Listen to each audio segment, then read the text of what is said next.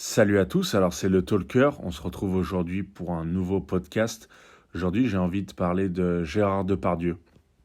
Donc c'est vrai que Gérard Depardieu, pour moi il est une des dernières personnes, si tu veux, aujourd'hui en France, qui représente une certaine idée de la grandeur de la France, et ce par bien sûr le biais des arts, par le biais du cinéma, ce qu'il a fait la plupart de sa vie. Mais en fait, Gérard Depardieu, c'est aussi un homme avec plein d'autres facettes, qui a fait énormément d'autres choses, pas que des films finalement, et ça on va y revenir.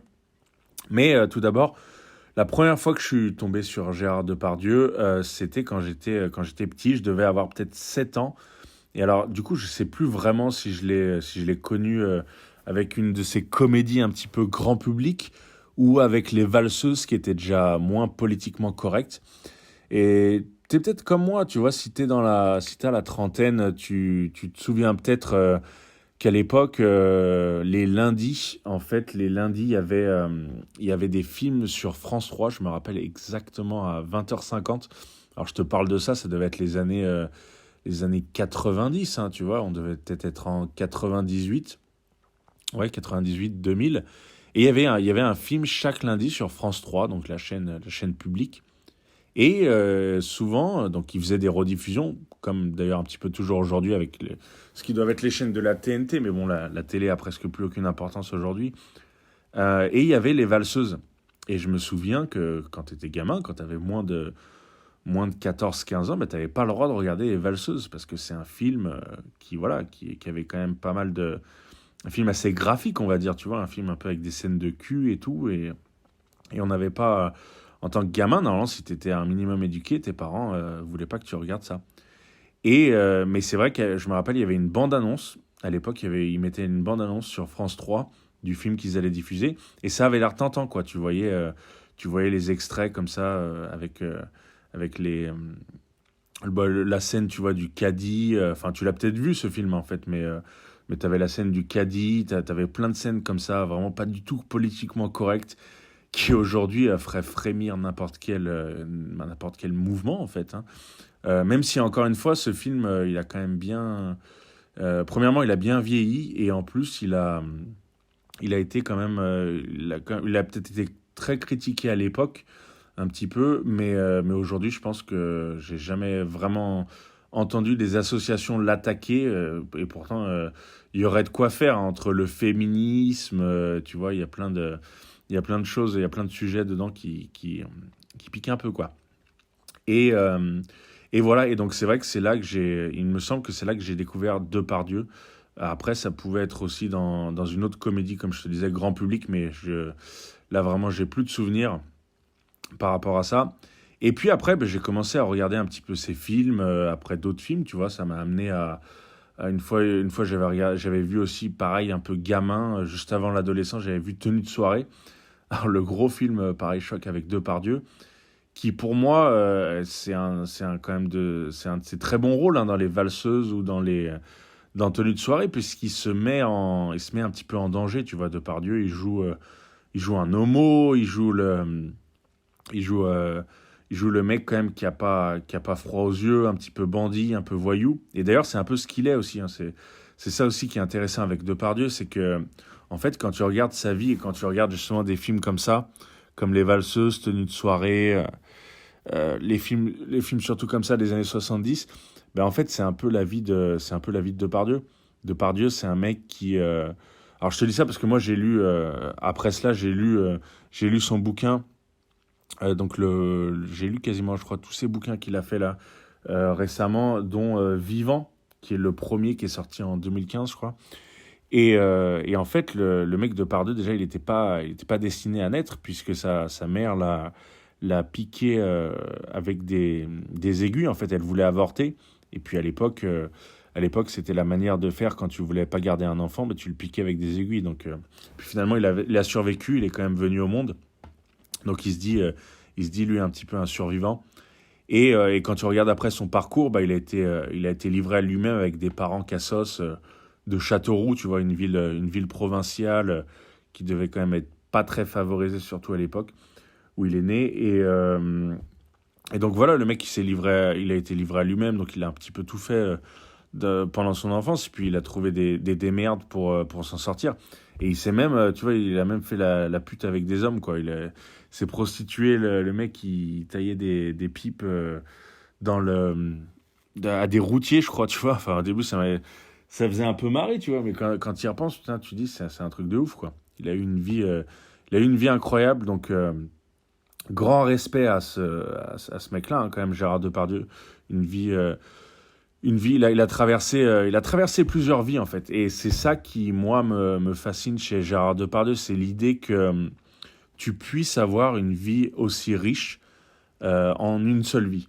Et en fait, c'est vraiment ça. Alors, c'est sûr qu'après, certes, il a connu la célébrité, il a fait énormément de films, il a gagné énormément de fric quand même à l'époque. Il pèse quand même pas mal, hein, Depardieu. En termes de fricos, il pèse 250, je crois que j'avais regardé, 250 millions d'euros ou un truc comme ça. Donc tu vois, c'est quand même énorme pour un acteur français. C'est peut-être un des plus riches artistes français. Mais encore une fois, il a traversé plein de choses, il a vécu plein de choses, donc c'est pour moi un mec très intéressant. Alors après, il n'a pas raison sur tout, mais quand tu regardes quand même dans sa carrière, un mec qui a fait des comédies grand public qui ont marché aux yeux de tous. Tu regardes quand même les compères, surtout l'autre là, La Chèvre, qui a fait aussi des comédies dramatiques comme Les Valseuses, Tenues de soirée, qui étaient extrêmement bien jouées. Il a joué des rôles historiques. Il a fait Cyrano, il a fait Le Comte de Monte Cristo, puis d'autres aussi. Je crois qu'il a fait Danton. Il a joué Danton. Il a fait des rôles historiques. Il a même fait des comédies un petit peu aux États-Unis. Donc il a fait énormément de genres, il s'est essayé à énormément de choses. Et puis bon, bah, c'est vrai que malheureusement, niveau cinéma, par contre, depuis Gérard Depardieu, là, depuis peut-être 2005-2006, il nous pond que vraiment des gros navets, quoi, vraiment des merdes, hein. Ces films, c'est irregardable, ça vaut pas le coup du tout, quoi. C'est vraiment des daubes commerciales, je pense il y croit plus. Et d'ailleurs, c'est intéressant aussi parce que ce qu'il dit sur le métier d'acteur, il est assez critique, tu vois, et acerbe sur le métier d'acteur en disant qu'en fait, un acteur, c'est juste quelqu'un qui doit transmettre, réciter un texte, mais que c'est pas ouf, quoi. Pour lui, ce métier-là, c'est pas ouf, alors que, bon, c'est ce qu'il a quand même fait la majorité de sa vie. Et en même temps, je vois ce qu'il veut dire, puisque ce qu'il cherche à dire, finalement, c'est que on n'est pas que acteur, ou que la vie, justement, encore une fois, est tellement riche que lui, il a joué plusieurs rôles et pas que celui de l'acteur. Même si, encore une fois, c'est ce qui l'a rendu riche et célèbre et qui a fait l'homme, Gérard Depardieu, ce qu'il est. Mais je comprends tout à fait ce qu'il veut dire. Et puis, c'est encore une fois un type, ouais, qui s'est essayé à l'opéra. Tu vois, il avait même chanté Barbara, je crois, il y a 2 ans. Barbara, la chanteuse française. Il a touché à tout. Il a fait des pièces de théâtre, il a fait des séries télé, il a écrit des livres. Alors, les livres dont je te parle, là, par contre, faut savoir que Gérard Depardieu, c'est pas un mec c'est un mec qui se dit lui-même, tu vois, un peu fainéant, quoi, qui est pas dans l'écriture, qui est pas dans le, entre guillemets, il apprend même pas ses textes, hein. Tu sais qu'il a un prompteur pour ses textes. Et en fait, voilà, c'est un mec qui retient pas les choses pour les retranscrire, mais qui préfère être dans les émotions, dans l'émotion. Et c'est ce qu'il a expliqué dans son livre, justement, je crois que c'est dans son deuxième livre. Et en fait, je comprends tout à fait ce qu'il veut dire. Et si tu veux, pour moi, il a complètement raison. C'est-à-dire que c'est un petit peu comme du minimalisme, en fait, ce qu'il veut dire. L'important, c'est pas ce que tu vas emmagasiner, mais l'important, c'est comment tu vas le retranscrire. Et tu vois, comme lui, il préfère retranscrire totalement l'émotion, complètement l'émotion, et ben, il apprend pas ses textes. Alors certains, oui, tu vois, ils vont dire, ouais, mais voilà, ce mec, voilà, il est connu, il en fout pas une, et il touche un pognon de dingue. Mais en fait, malgré cela, tu vois, ben en fait, Gérard Depardieu, c'est pour moi l'acteur, l'artiste qui sait retranscrire la sensibilité le mieux, en fait. Le mieux. Pour moi, en France, il y a pas quelqu'un qui lui arrive à la cheville de ce côté-là. Donc, c'est pas grave, ça, tu vois. C'est ce qu'il dit aussi dans ses bouquins, c'est qu'il faut pas se focaliser sur, tu vois, sur tellement l'emballage, mais c'est vraiment le contenant le contenu qui est important et qui est primordial à tout. Et donc ça, c'est vraiment quelque chose que j'admire énormément chez Depardieu. Et voilà, c'est ce que je te dis aussi un peu dans ce podcast, c'est que finalement Depardieu est très connu pour ses rôles au cinéma, mais c'est aussi un homme qui a délivré des choses, qui a livré des opinions, des avis qui peuvent aussi être très très inspirantes et intéressantes. Alors, bien sûr, pas sur tout par contre, absolument pas sur tout. Mais juste pour revenir un petit peu, tu vois, sur l'acteur, sur Depardieu l'acteur, même en y repensant, personnellement, moi je trouve qu'en France, à part peut-être vraiment des anciens, tu vois, des vieux de la vieille, qui étaient très bons, comme des Gabin, des Ventura, et encore c'est autre chose, puisqu'ils avaient choisi des genres, mais tu vois, même des Belmondo, des Delon, qui sont quand même objectivement aussi des bons acteurs, mais Depardieu, si tu veux, c'est le seul qui a réussi à incarner des rôles aussi différents et à les retranscrire aussi bien. Parce qu'encore une fois, le mec a pris des risques, tu vois, il s'est mis dans plusieurs... tu vois, il a quand même joué un travelot dans Tenue de soirée, voilà, il jouait... il a pris des risques, il a fait des performances incroyables dans Cyrano, avec son nez, etc., les mimiques. Donc, c'est quelqu'un qui sait retranscrire ça, puisque c'est en lui, en fait. Et ça, pour moi, ça va au-delà de l'acteur, ça va au-delà de l'artiste. C'est limite un petit peu du mystique. Et c'est ça vraiment que j'adore chez Depardieu. Donc, si tu veux, c'est pour ça que je te disais, le mec, il a eu plusieurs vies en une, puisqu'effectivement, il sait retranscrire ses émotions parce il est complètement vivant, en fait. Il vit complètement à fond ses émotions. Certainement un hypersensible. Et ça, vraiment, c'est incroyable à voir. Et c'est rare, c'est très rare. Donc pour moi, c'est un très bon point de Depardieu. C'est peut-être un des meilleurs éléments des artistes français qu'on ait jamais eu. Voilà. Alors après, par contre, c'est vrai qu'il y a des points noirs avec Depardieu. Comme je te disais, voilà, déjà tous les films qu'il a fait récemment, c'est vraiment irregardable. C'est pas bien du tout, quoi. Tu regardes un peu, puis les sujets, c'est très, enfin voilà, c'est vide, c'est mauvais, quoi. Tu regardes un peu toutes ces comédies qu'il a fait, tu sens vraiment que je sais pas si c'est pour le pognon ou pour s'occuper, mais ouais, tu regarderas sa filmo, tu vois, à partir des années, peut-être, ouais, après, je dirais moi, après 2005, 2008, c'est là que ça a commencé un petit peu à partir en vrille et ça avait plus trop de sens, quoi. Mais encore une fois, quand t'es Depardieu et que t'as fait quand même tellement de films, dont tellement qui sont bien, je trouve que ça excuse un petit peu quand même, un petit peu ça, parce que t'en as d'autres qui ont quand même très peu de classiques, quoi, ou même qui en ont presque pas fait après. Tu regardes Delon, il a presque pas fait de film après, quoi. Tu vois, c'est un mec, il a peut-être fait quelques films dans les années 90, mais depuis au moins 20 ou 30 ans, le mec, on l'a jamais revu sur un écran, quoi. Au moins, Depardieu, c'est vrai que bon, bah, il a toujours continué à tourner, à se montrer, mais la qualité n'est vraiment pas là, quoi. Enfin, tu peux me dire en commentaire si toi, tu as vu un film récent de Depardieu qui vaut le coup d'œil. Moi, personnellement, non, je n'en vois absolument aucun. Mais voilà. Et puis après, bon, bah, il y a le Depardieu, il y a l'homme qui est aussi intéressante, qui a sa face sombre.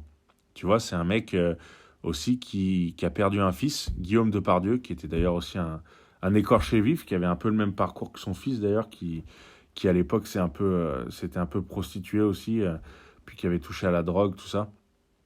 Donc ça, c'est intéressant. Donc son fils, il est mort d'une maladie nosocomiale, tu vois. Il avait eu un accident, je crois qu'il est mort en 2008-2009. Il a eu un accident de moto, puis sa jambe, ça s'est empiré, puis le mec, il est mort. Et tu vois, lui aussi, Guillaume Depardieu, moi je me souviens, J'avais vu un de ses films quand j'étais gosse, un ou deux, je crois. Alors, j'avais vu Le Pharmacien de garde avec Vincent Pérez, tu vois, à l'époque. Il était pas mal ce film. C'était un film qui était sorti en 2003, je me rappelle. Et il y avait un autre film de lui qui s'appelait Les Apprentis avec, avec François Cluzet, où il jouait aussi une sorte de, tu vois, de loser un peu pique-assiette qui avait pas d'appartement fixe. Et en fait, lui aussi, c'est pareil, tu vois, le Guillaume Depardieu, pour moi, c'est peut-être un des seuls fils de, allez, peut-être avec Vincent Cassel quand même. Vincent Cassel, c'est une exception, qui jouait bien et qui avait vraiment son style à lui. Et c'est vrai que moi, ça m'avait fait chier, quoi, qu'il meure si jeune. Mais je pense qu'il avait trop de mal-être. C'est un mec un garçon qui était vraiment très très mal. Et d'ailleurs, c'est marrant parce qu'on peut faire un peu le parallèle avec, tu vois, bah justement, si tu as vu Les Valseuses avec Patrick Devers, tu vois, qui était aussi l'acolyte de Depardieu à l'époque et qui lui a fini par se suicider parce qu'il avait un trop grand mal-être. Et je pense que chez Depardieu, il y a un peu cette lignée de mal-être, en fait. Parce que même Depardieu, il a un mal-être. C'est un mec qui a un mal-être, qui est pas. Il y a une blessure au fond de lui, tu vois. C'est un homme triste qui est un petit peu prisonnier de lui-même. Et c'est triste à voir. Très franchement, c'est triste à voir. Et, euh, et voilà, c'est vraiment ça que tu vois. Euh, donc voilà, c'est quelqu'un qui. Et puis d'ailleurs, voilà, quand je te dis, tu vois, la face sombre de Gérard Depardieu, le mec, il n'est pas devenu énorme comme ça, bouffi, Obélix, sans rien, tu vois. Il y a quelque chose qui a, je pense, dans son histoire ou dans son parcours, qui a amené à ça. Et puis, donc voilà, tu sais que le mec, il boit comme un trou, effectivement, tout le monde le sait, alcoolique notoire. À une époque, il avait même déclaré, alors, est-ce que c'est vrai ou pas, qu'il se tapait 14 bouteilles de vin par jour. J'imagine, je sais pas si tu te rends compte ce que ça fait déjà en termes de pognon, 14 bouteilles de vin par jour, parce qu'à mon avis, il devait se faire des bons crus, le Gérard, quoi. Et puis, bah voilà, le gargantuesque qu'il est, il mange aussi énormément, il mange beaucoup de choses, s'engloutit plein de trucs. Mais encore une fois, ça signifie un mal-être, puisque c'est une sorte de compensation, tu vois, pour compenser un manque. Et voilà, donc le Gérard Depardieu énorme que tout le monde connaît, populaire.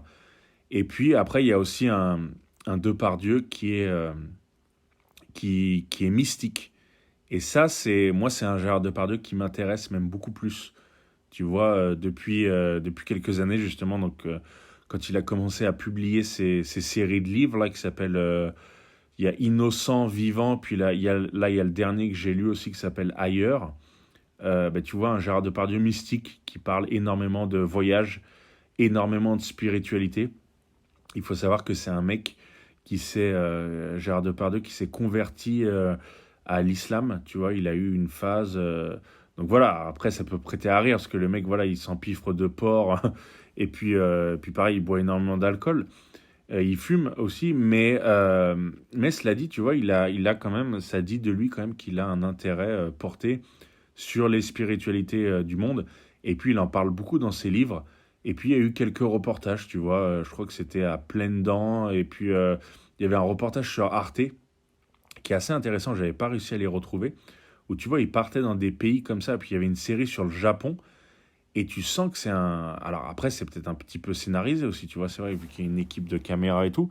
Mais tu sens qu'il y a un Depardieu comme ça qui est calme, qui a des mots posés, qui est qui peut se retrouver comme ça posé, émerveillé devant un temple, tu vois, devant un temple zen. Donc voilà, tu vois, qui se retrouve à faire je me rappelle du zazen, tu vois, c'est une technique ancestrale japonaise, un petit peu liée à la méditation. Et, euh, et voilà, ou un Depardieu qui s'émerveille. Là récemment aussi, il y a eu un reportage où il est en Ouzbek, qui s'appelle Mon rêve Ouzbek, avec un Depardieu qui s'émerveille devant les collines, une certaine vallée en Ouzbékistan. Et puis il a même fait un film aussi qui s'appelle de Death Valley, je crois, qui se passe en Californie. La vallée de la mort, voilà, c'est ça, je crois.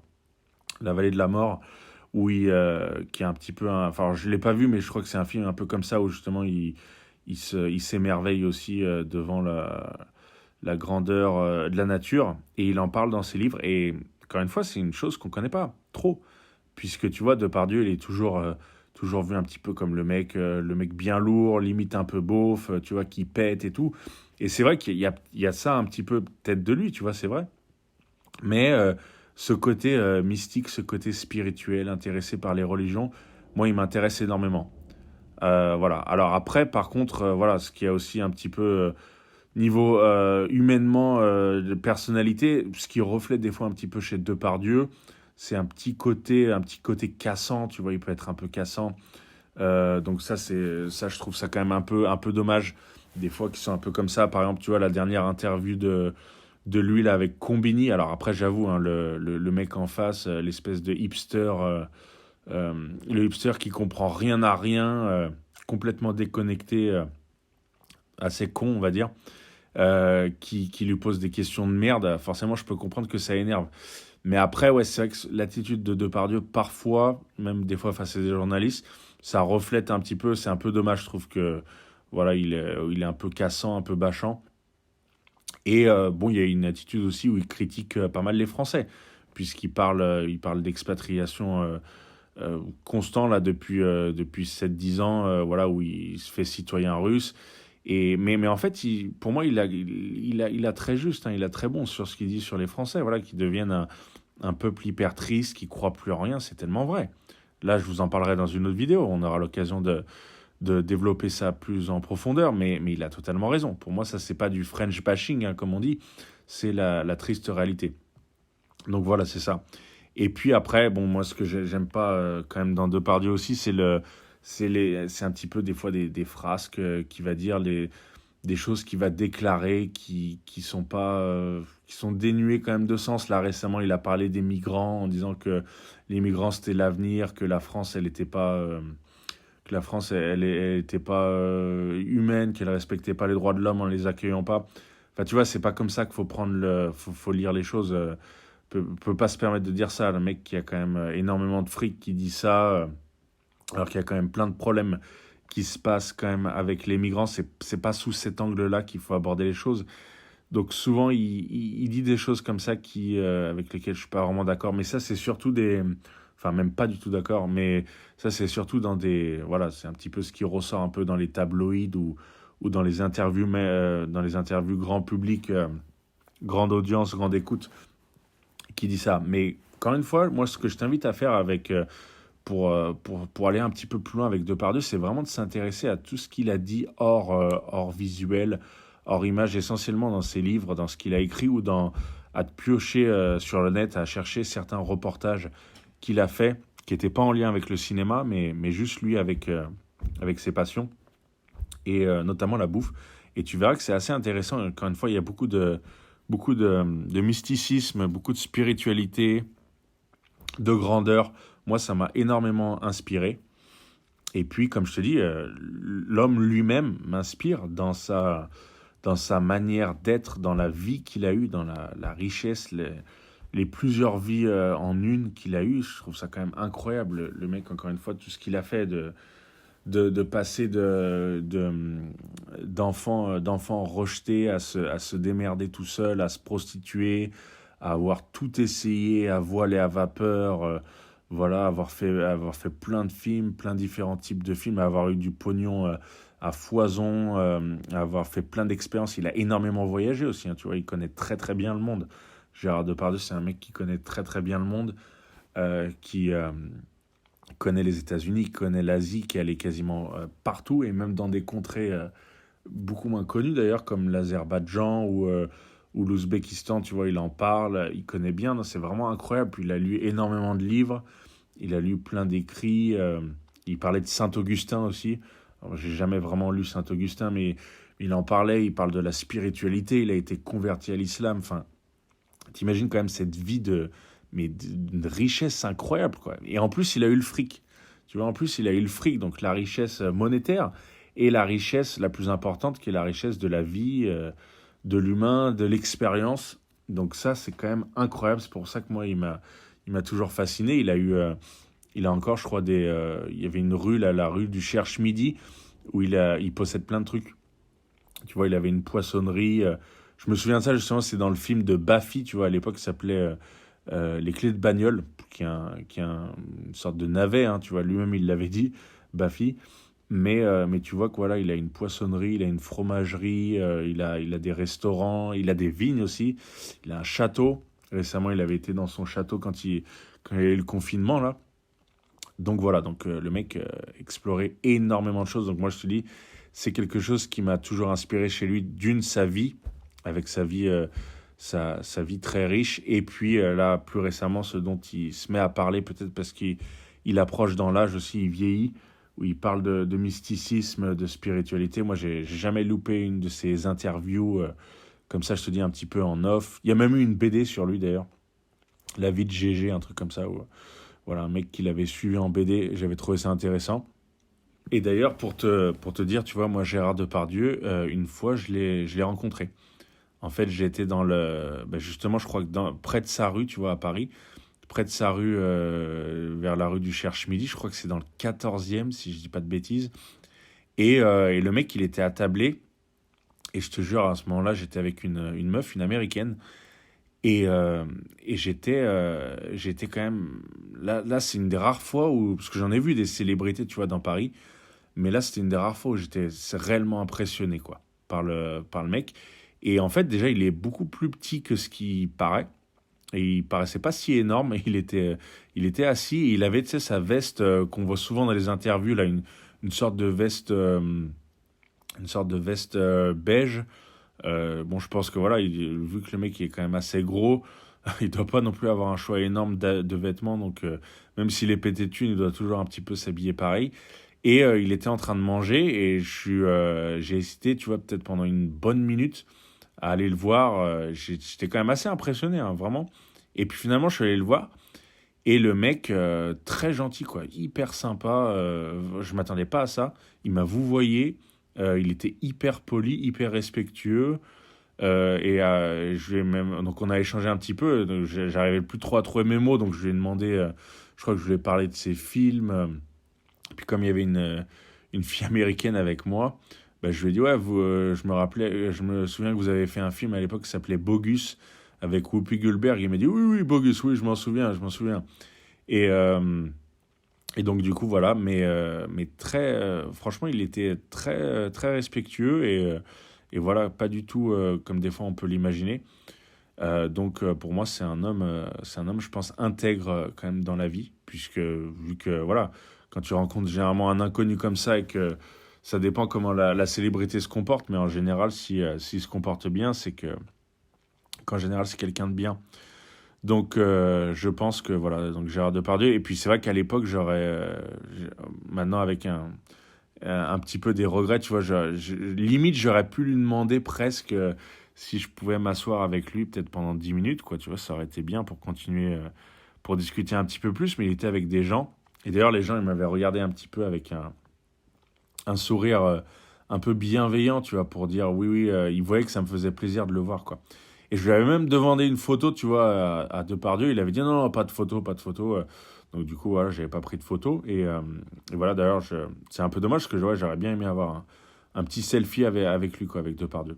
Donc voilà pour la petite histoire et puis un petit peu, voilà, mon avis sur Gérard Depardieu. Donc encore une fois, moi, je t'invite à regarder un petit peu tous les off, hein, de, de sa vie, peut-être pas forcément médiatique, mais au moins, on va dire, artistique, puisque vraiment, ça vaut le détour, il y a de quoi creuser, puis même dans son œuvre, hein, il y a des choses très bien. Il a fait aussi des livres de cuisine, tu vois, maintenant, je me souviens de ça, il a fait des recettes, même des livres de cuisine aussi.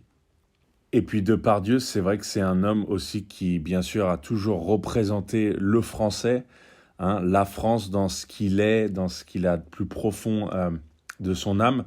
C'est un mec qui est viril, qui représente voilà, l'homme viril, qui dit ce qu'il pense, qui a pas peur de s'exprimer, qui mange bien, qui est assez, tu vois, qui est assez dans les plaisirs de la chair.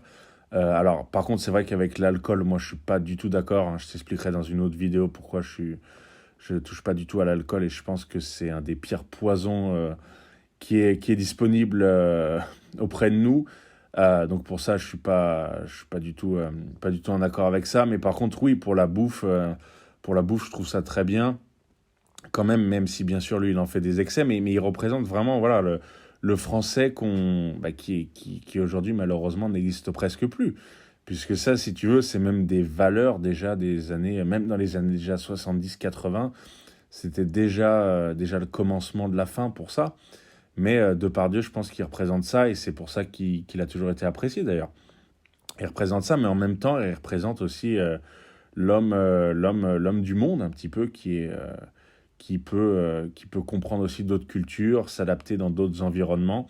Et d'ailleurs, ça lui a été reproché récemment, tu vois, par rapport à ça, puisqu'on disait que Depardieu, justement, bah, c'est un mec qui fait tout passer, qui préfère l'ailleurs que la France. Moi, je pense pas vraiment. Je pense qu'il a toujours un peu comme ça ses deux côtés en lui. Mais encore une fois, voilà, maintenant avec l'âge, et puis je pense il y a vraiment un truc qui l'a rongé. Et le mec, il est plus vraiment là, quoi. On sent qu'il est ailleurs, justement, comme son livre. Et voilà, encore une fois, c'est bien dommage, mais c'est comme ça. Et donc, moi, ce que je vais faire, là, je vais te lire une petite partie de son livre. Là, tu vois, j'ai fait des captures d'écran de son dernier bouquin, donc je vais le lire. On va essayer de voir ça ensemble. Alors, donc tu vois, j'avais une page là qui dit et une incroyable faculté d'adaptation, comme cet ancêtre lointain. Pour trouver son ailleurs, il faut commencer par se libérer de son origine. Et moi, je suis tout à fait d'accord avec ça. Je pense qu'il faut se libérer de son origine. Il faut se libérer de ce qu'on a toujours pensé être vrai, être authentique, pour pouvoir s'ouvrir à autre chose et à une diversité, à effectivement un ailleurs. Ça, je suis plutôt d'accord avec ça. Tout à fait même. Sortir au plus vite de cette saloperie qui trop souvent nous retient et nous encombre. Alors, je ne sais pas si je l'appellerais saloperie, parce que je pense quand même qu'une identité, c'est important. C'est quand même ce qui fonde ce qu'on est au début de notre vie. Mais effectivement, il faut pas trop s'en attacher et pas en faire un tout. Ça, c'est vrai.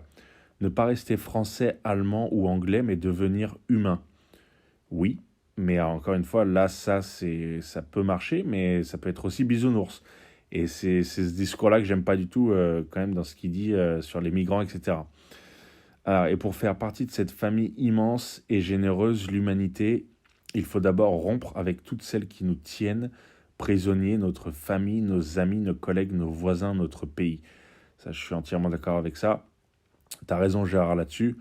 Effectivement, notre famille, nos amis, nos collègues, nos voisins, notre pays, c'est ce qu'on pense être, encore une fois, la vérité vraie et un absolu, alors que pas du tout. Dans la vie, tout peut être un absolu, tout peut changer, tout est soumis à des modifications, rien n'est garanti. Donc effectivement, je suis entièrement d'accord avec lui. Et c'est quelque chose qu'on a perdu un petit peu, tu vois. C'est un petit peu quelque chose qu'on a perdu. Et tu le vois bien avec cette vague de cette pandémie, ce qui se passe. Les gens sont surpris, tombent des nues parce qu'ils voient la mort, qu'ils voient qu'il y a des virus, qu'ils voient que la vie n'est pas linéaire. Ça, je suis complètement d'accord avec lui. Je pense qu'il faut pas être attaché, ancré de manière viscérale à tout ça. Et aussi à notre pays, je suis d'accord. Décoller toutes les étiquettes. Il n'y a pas que sur le cordon de la mer qui est à couper, mais tous les cordons qui nous retiennent. Bien sûr, tout ce qui nous retient, effectivement, c'est à couper. Il faut s'en débarrasser. Si quelque chose qui nous retient, c'est pas bon. Être retenu par quelque chose, c'est pas bon du tout. Euh, Pas du tout bon. Je me souviens d'une punchline de Seth Gecko qui disait, si tu connais Seth Gecko aussi, le rappeur, on passe d'un autre, mais il disait, moi, il y a que mon slibard qui me tient par les yoku. Et je suis entièrement d'accord avec ça. Je pense qu'il faut pas de cordon, pas être attaché ou rattaché à quoi que ce soit quelque part dans cette vie pour en comprendre toute sa grandeur et son mystère. Il faut s'en libérer, désapprendre d'où on vient. Ouais, j'aime beaucoup l'idée de désapprendre d'où on vient. Alors désapprendre d'où on vient, oui, certes, mais il faut quand même pas non plus complètement oublier d'où on vient, mais il faut apprendre à s'en libérer et à désapprendre pour aller de l'avant, pour découvrir autre chose, pour être plus riche, encore une fois, d'expérience, de vie, de tout. Un peu comme dans certaines religions où il y a des tabous, mais personne n'est jamais mort d'une violation de tabou. Au contraire, c'est même la seule chose qui peut nous rendre à nouveau vivants, briser tous tes tabous. Je suis d'accord aussi avec ça. Je pense qu'il faut briser tous ces tabous pour accepter que vienne à nous tout. Il ne faut pas avoir de tabou. Si on a des tabous, forcément on sera ralenti, on sera bloqué et on ne pourra jamais exprimer le potentiel total de ce qu'on est. Exactement. Donc ça, c'est très vrai. Commencer par sa propre nationalité. Si tu penses que tu es français avant tout, tu n'es déjà plus dans l'être, ni même dans la volonté d'être, mais dans une espèce de paraître idiot et dangereux. Oui, effectivement, c'est vrai. Si tu penses que tu es français avant tout, effectivement, tu es avant tout un être. Tu es avant tout un être français. Et il arrive que tu sois français parce que tu es né là. Mais avant tout, tu es un être, avant toute chose. Et ça, je suis entièrement d'accord avec ça. Entièrement d'accord. Donc il dit, voilà, d'être, mais dans une espèce de paraître idiot et dangereux. Ouais, ton corps n'est absolument pas lié à l'endroit d'où tu viens. C'est vrai aussi, puisqu'on peut considérer que ton corps, c'est quelque chose, encore une fois, un petit peu mystique. On ne sait pas forcément d'où ça vient, tout ça. Ça, c'est de l'idéologie nazie. Si tu commences à croire ça, on finit par te mesurer le nez, ouais. Le sol français, ça n'existe pas. C'est le sol du monde. Alors ça, je ne suis pas forcément d'accord aussi encore. Il faudrait explorer pourquoi dire que le sol français n'existe pas. Il y a quand même un sol, il y a quand même des frontières. On peut pas non plus bouger au gré du vent comme ça. Il y a des règles, il y a des structures qui sont établies. Donc qu'on se sente libre dans sa tête, je veux bien, mais il y a quand même des structures physiques. Ça, quand même. L'humain, ça va bien au-delà de toutes les nationalités. Encore une fois, ça, oui, mais ça peut aussi être interprété comme du bisounours. C'est comme si... qu'est-ce qu'il dit après Alors, c'est comme si avec ces appareils, il voulait... Alors là, ouais, là, il parle des gens qui prennent des photos de tous ces téléphones, ces zombies du téléphone, là. C'est comme si avec ces appareils, ils voulaient doubler leur présent, mais en le doublant, ils l'annulent. Alors là, Gérard, t'as trop raison, complètement raison. Ça m'a toujours sidéré de voir ces idiots finis préférer enregistrer un moment qui regarderont même pas, plutôt que de vivre l'instant présent. Puisque le seul instant qui garantit, c'est maintenant. C'est l'instant présent. Ça, il en parle très bien, Depardieu. Mais en le doublant, il l'annule. Effectivement, quand tu prends une photo, tu l'annules. Ça, c'est terriblement bien dit. L'instant n'est pas fait pour être capturé, mais pour être vécu. Exactement, j'ai rien à redire là-dessus. C'est notre seule éternité. Et on n'atteint pas l'éternité avec un clic. Bravo. À partir du moment où il passe à travers un écran, le regard est perdu. Ça aussi, c'est super bien dit. J'avais jamais vu les choses.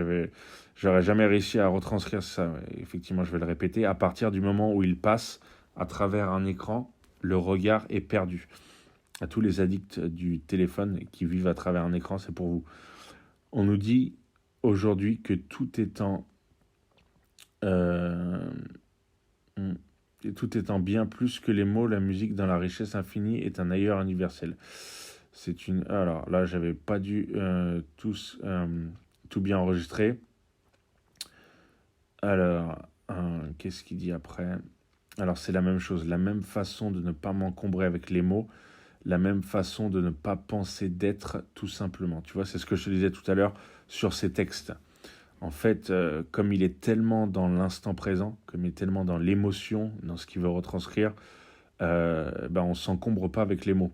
C'est vraiment du minimalisme, et je suis entièrement d'accord avec ça aussi, quelque part. Même s'il faut quand même avoir une petite base de mots, hein, c'est sûr. Bien souvent, on trouve que j'ai une façon de parler un peu confuse. C'est parce que j'ai le langage des émotions que je reçois, que mon corps m'envoie, de leur vérité. Et il n'y a rien d'organisé là-dedans, ce qui est très bien car je déteste penser, j'aime ne pas savoir ce que je dis. Parce que fondamentalement, ça n'a pas vraiment d'importance. Un bon acteur, c'est quelqu'un qui ne pense pas, mais qui vit, quelqu'un qui regarde l'autre et qui ne pense pas à la réplique qui va suivre. C'est une connaissance primordiale. qui a à voir avec le soleil, les étoiles, la lune, l'air, le ciel, le cosmos, la nature. Le spirituel, c'est ce qui nous entoure, c'est le bruit du vent dans les feuilles, le passage d'un souffle dans un corps, la façon dont il est libre ou entravé. C'est l'arbre, la nature, la matière humaine. Tout ça, c'est la même chose, c'est la vie. Entièrement d'accord. Entièrement d'accord. Spirituel, quelque part, c'est ça. Beaucoup de gens en font des montagnes, quelque chose de complexe, d'un transcriptible, mais finalement, c'est ça, il a raison. Il a raison, Depardieu. Le spirituel, pour moi, c'est ça aussi. C'est les feuilles, passage d'un souffle, un corps, la façon dont on est libre ou entravé, c'est l'arbre, la nature, c'est tout. C'est tout, c'est absolument tout, c'est la vie, c'est ça la vie. Alors après, il parle de la foi, il dit la foi, c'est une attention, un regard. C'est s'oublier pour prêter l'oreille à ce qui nous entoure et qui parfois nous contredit. La foi nous donne un chemin, un peu comme dans l'enfance. Quand soudain on est tout seul, on se sent abandonné. On ne sait pas où sont nos parents, mais on s'en fout. On avance parce qu'on n'a plus peur.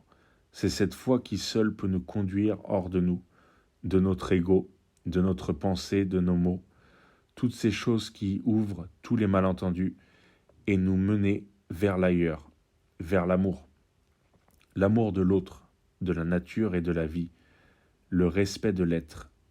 Tout le reste, les jugements, la morale, l'analyse, c'est de l'illusion. Elle est là, la source d'une énergie nouvelle, dans la richesse de tout ce que nous avons à l'intérieur de nous-mêmes et qui est trop essentiel pour passer la rampe de la parole, mais que l'on perçoit parfois dans un simple échange de regards. Si on sait laisser cette porte ouverte, si un jour un gamin me demande où habite Dieu, je lui répondrai qu'il habite là où on le laisse entrer, et c'est tout. L'ailleurs, c'est cette porte ouverte. Ce qu'il faudrait, c'est rester dans cette paix du sommeil, sans plus de pensées, de questions, sans plus de guerre en soi. Je suis d'accord avec ça. Que cette paix nous habite encore au réveil, que l'on reste ainsi, que l'on devienne cette paix. Un simple souffle, un silence qui laisse venir les choses, sans forcer, sans désir et sans jugement. Devant cette nature, tu reçois un tel choc que tu ne peux que rester en silence. Entrer en toi-même, entrer en communion, être devant cette beauté à l'état pur, c'est comme être devant Dieu. Le désert est une formidable réflexion, puisqu'il n'y a rien, que la beauté partout. Tous les prophètes ont fait un séjour dans le désert. Revoir et ressentir à nouveau ces magnifiques lumières, ocre sur les montagnes de Charine. Alors, ce qu'il dit sur le désert, c'est très profond, hein, c'est exactement ça. Finalement, c'est vrai que le désert, c'est une réflexion énorme puisqu'il n'y a rien du tout, en fait. C'est vrai que j'y avais jamais pensé, tu vois. Comme quoi, lire le ressenti de personnes, ça peut donner, même sur des éléments très simples, comme on penserait sur le désert, des fois en une phrase, ça peut amener à un autre point de vue, une autre vision. Donc après, il dit revoir et ressentir à nouveau ces magnifiques lumières ocre sur les montagnes de Charine, en qui certains voient l'œuvre de Dieu. Donc c'est les fameuses montagnes qui sont en Ouzbékistan, si je ne dis pas de bêtises. Je ne sais pas si c'est l'Éternel, mais je sais que ces choses qui sont là depuis l'aube des temps te donnent une part de leur éternité. Ça aussi, c'est très beau. C'est très très beau. La foi en la vie, c'est tout simplement la foi en cette beauté à l'état pur. L'issue se profile. Ça commence souvent quand on cherche dans son ailleurs, dans le passé. On se détache d'un présent qu'on ne connaît plus et qui forme pourtant la couenne de la vie. On se réfugie dans le « c'était mieux avant ». Mais comment tu veux la retrouver, cet ailleurs, qui est depuis longtemps mort et enterré? Il ne reviendra jamais. Effectivement, c'est une réflexion tellement vraie sur le passé, en fait. À quoi sert finalement de ressasser le passé ou même d'y penser, puisque de toute façon, ça reviendra absolument jamais. C'est fini, c'est terminé. Le passé est mort fini. Voilà, donc pour finir, c'est assez lourd, hein. Voilà, c'est le dernier livre de Depardieu, Ailleurs. que d'ailleurs, là, je t'ai lu un petit peu les bonnes feuilles, mais je te conseille vraiment de le lire. Et puis d'aller chercher sur Depardieu, sur notamment tous les off hein, de sa vie médiatique, de sa vie d'acteur, de tout ce qu'il a pu présenter au grand public pour aller chercher ce Depardieu-là qui, je trouve, encore une fois, est très, très inspirant, très intéressant. Moi, ça m'a amené à beaucoup de réflexions, pas mal d'émotions aussi. Donc, je te conseille de faire ça. Recherche un petit peu plus sur Depardieu que ce que l'on connaît un petit peu de partout, les clichés qu'on peut avoir parfois sur lui. Voilà, parce que ça vaut vraiment le coup d'œil. Et puis, moi, je te dis à très bientôt pour d'autres sujets. Et puis, je te remercie d'avoir écouté ce podcast.